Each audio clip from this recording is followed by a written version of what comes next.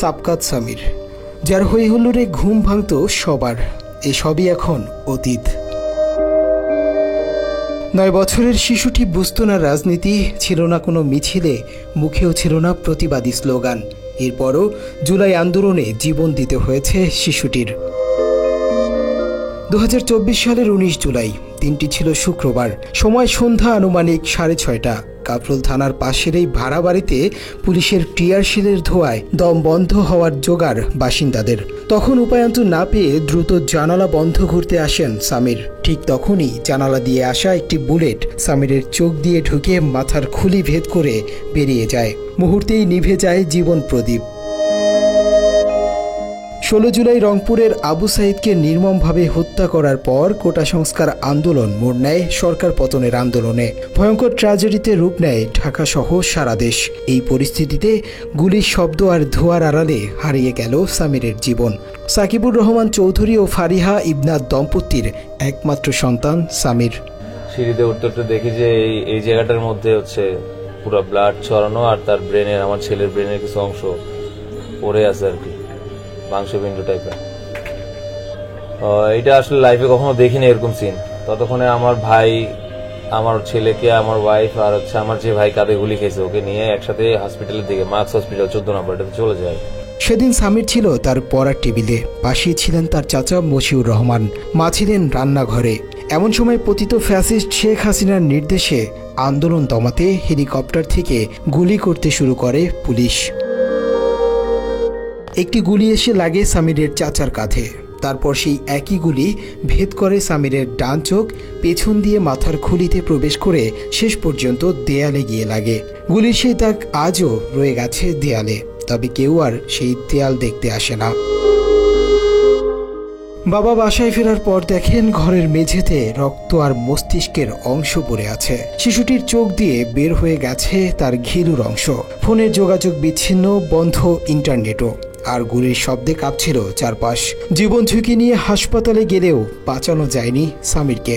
সে উঠে দাঁড়ানোর পর তখনই একটা গুলি আসে, এই নিচে শাটারে একটা গুলি লাগে, আর একটা গুলি আমার বাসায় আসে। আমার ভাই যেহেতু জানালার সামনে ছিল, ফার্স্টে ওর কাঁধে লাগে, ওর কাঁধ ভেদ করে পিছে আমার ছেলে ছিল, ওর হচ্ছে ডান চোখ দিয়ে ঢুকে পিছন দিয়ে বের হয়ে গিয়ে ওই যে আমাদের দেয়ালের মধ্যে আর কি লাগে। তৎক্ষণাৎ আর কি সামির মাটিতে লুটে পড়ে। সন্তানের লাশ নিয়ে গোসল করার উদ্দেশ্যে হাসপাতাল থেকে মসজিদে ফিরছিলেন বাবা সাকিবুর। অ্যাম্বুলেন্স ছিল না কোনো সহানুভূতির হাত। এরপর পুলিশের নির্দেশে তাকে নিয়ে যাওয়া হয় কাফরুল থানায়। সেখানে একটি প্রিন্ট করা কাগজ ধরিয়ে দেয় এক অফিসার।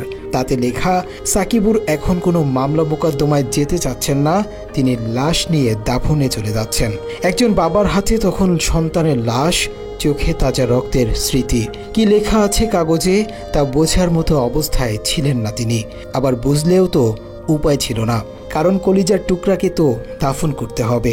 ডিউটি অফিসে শোনার পর রাখার পর একটা প্রিন্ট আউট করার পর টেবিলে রেখে আমাকে বলতেছে এখানে সাইন করেন।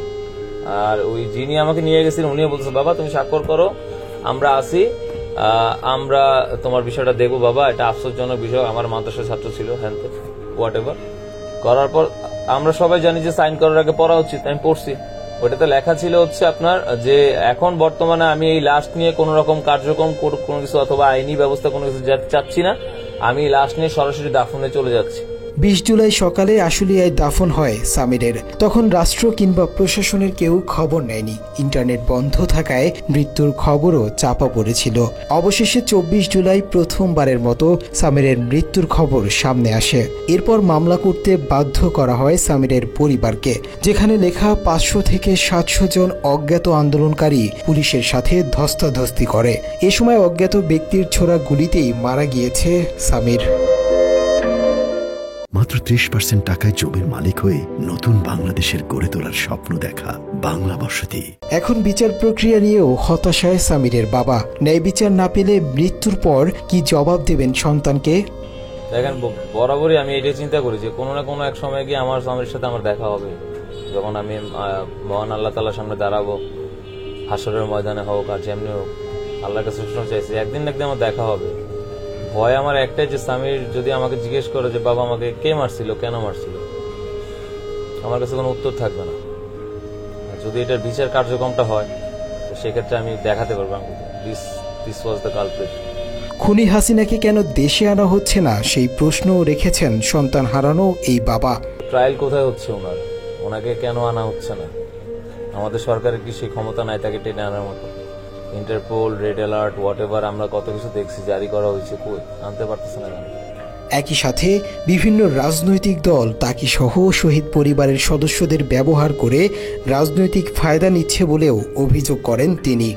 বিভিন্ন রাজনৈতিক দল আসতেছে, শহীদ পরিবারের জন্য দাওয়াত দিচ্ছে, যাওয়ার পর দেখতেছে হচ্ছে তাদের রাজনৈতিক প্রোপাগ্যান্ডা, তারা আমাদের জন্য এই করবে, সম্মাননা যতটুকু করে তাদের প্রচারণার জন্য যখন আসতেছে আমরা করতেছি। সেটা যে দলীয়, প্রত্যেকটা দল আসছে, জামাত ইসলাম বাদে প্রত্যেকটা দল আসছে, আমরা প্রচারণা করছি। ছেলের জীবনের বিনিময়ে দেশে শান্তি প্রতিষ্ঠা পেলে সন্তান হারানোর বেদনা কিছুটা হলেও কমবে বলে মন্তব্য করেন শিশু শহীদ সামিরের বাবা। আপনি জানেন না যে আপনার সেই চিরাচরিত পরিচিত ঘর, সেই রুম যেখানে আপনি সারাদিন থাকেন, সেই ফ্লোরের মধ্যে আপনারই সন্তানের, আপনার জিন, আপনার ব্লাড ছড়ায় ছিটে। যেদিন দেখবেন, আল্লাহ না করুক, সেদিন বুঝতে পারবেন যে কষ্টটা কি, আপন মানুষ হারানোর কষ্টটা কি আপনারা কোনদিন বুঝবেন না। শহীদ পরিবার ডাক দিয়ে নিয়ে গিয়ে সম্মাননা দেখা আপনি আমাকে সম্মান দিয়ে শেষ করতে পারবেন না। এমনি হোক জীবন কেটে যাবে, জীবন কারোর জন্য থেমে থাকে না। বাট হ্যাঁ, কষ্ট নিয়ে মরতে চাই না, দেখতে চাই যে না আমাদের সন্তান যাওয়ার পরে দেশটার সংস্কার হয়েছে, উন্নতি হয়েছে। আর ধীরে ধীরে লাইনচ্যুত হচ্ছেন আপনারা। যে ট্র্যাকের জন্য এগুলো শুরু হয়েছিল সে ট্র্যাকে নাই আপনারা, কেউই নেই।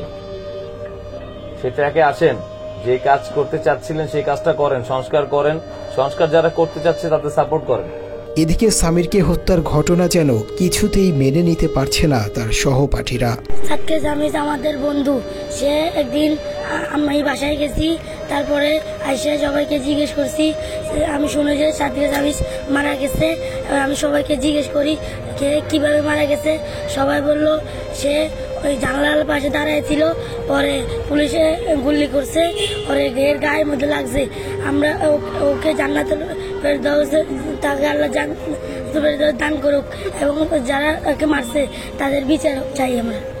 সাতকার জামির আমাদের একটা বন্ধু আছিল, সে সবসময় আমার সাথে বসতো। একদিন মাদ্রাসায় আমি বাসে যাওয়ার পরে আসার পরে শুনি যে সে মারা গিয়েছে। অন্যান্যদের জিজ্ঞেস করলাম যে কিভাবে মারা গেছে। বললো যে তাকে নাকি জানলার পাশে ছিল, তাকে মারা হয়েছে। কে মারছে? পুলিশ নাকি গুলি ছুড়েছে, তার মাথায় গিয়ে লেগেছে। তারপরে আমরা জানতে পারলাম, তাকে অনেক মিস করি আমরা, দোয়া রাখি। সামিরের মাদ্রাসার প্রিন্সিপালও জানান সামির খুব ভালো ছাত্র ছিল, কখনো কারো সঙ্গে খারাপ ব্যবহার করত না।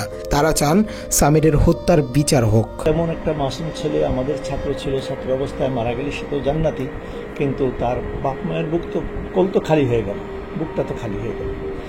তো এই জন্য আমাদের সেই যে বিচার আচার আছে তা তো আর বলতে পারবো না, সেটা তো করা সম্ভব না। তবে দেশীয় আইন অনুসারে এটার যথাযথ তদন্ত প্রক্রিয়ায় তদন্ত করে এটার একটা ভালো পদক্ষেপ নেওয়া উচিত। আজ সামির নেই, তবে তার রক্তে রঞ্জিত দেয়াল সাক্ষ্য দিচ্ছে স্বৈরাচার শেখ হাসিনা ও তার সরকারের নির্মমতার বিরুদ্ধে। তার ফিরে যাওয়া বই, খাতা, খেলনা আর ফটো গ্যালারি এখন কেবলই স্মৃতি। সামির সে একটি নিষ্পাপ হাসি, যাকে গুলি করে থামিয়ে দেওয়া হয়েছে। মুনতাসির তাশরিফ, বাংলা এডিশন, ঢাকা।